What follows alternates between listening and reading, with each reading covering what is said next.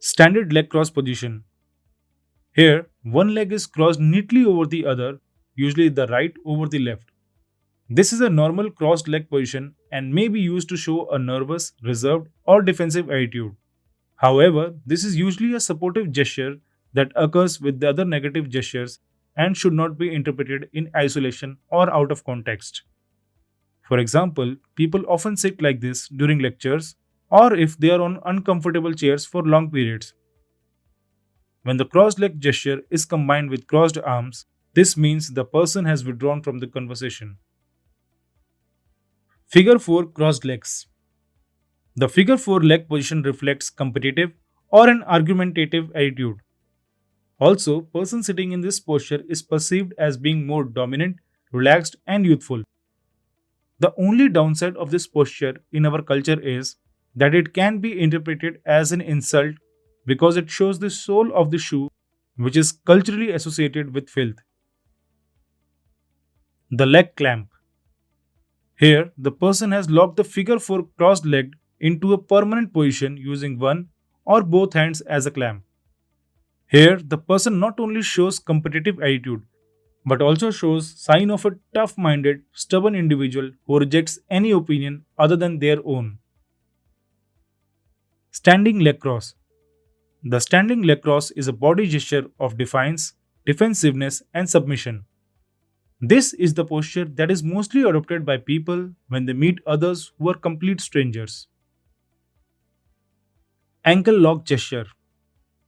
This gesture is one of holding back a negative attitude, emotion, nervousness, or fear.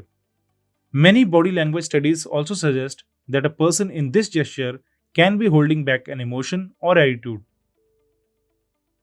Straddling a chair. In this gesture, the person forms a barrier in front of him using the back of his chair. Even though this gesture seems like a defensive one, the underlying message is aggression and dominance.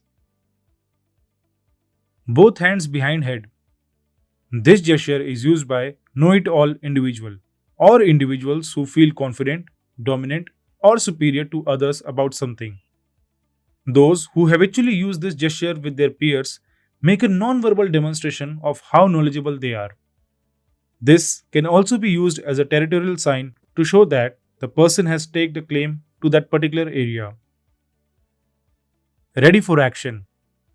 This is also known as achiever's stance, related to the goal-directed person who is ready to tackle their objectives or is ready to take an action on something. Seated readiness. This posture means confidence. Just as the name implies, the seated readiness position means someone is ready to take action, whether it is to get up and leave or to make an important decision. This cue is very important, especially in negotiations. For example, in a selling situation, if the potential buyer were to take this gesture at the end of the sales presentation and the conversation has progressed successfully up to that point, the salesperson could ask for the order and expect to get it. The starter's position. This is a readiness gesture that signals a desire to conclude a meeting or engage in a wholly new task. This includes leaning forward with either or both hands on knees or leaning forward with the hands gripping the chair as if they were at the start of a race. If either of these occurs during a conversation by the person in front, consider finishing up and closing the conversation.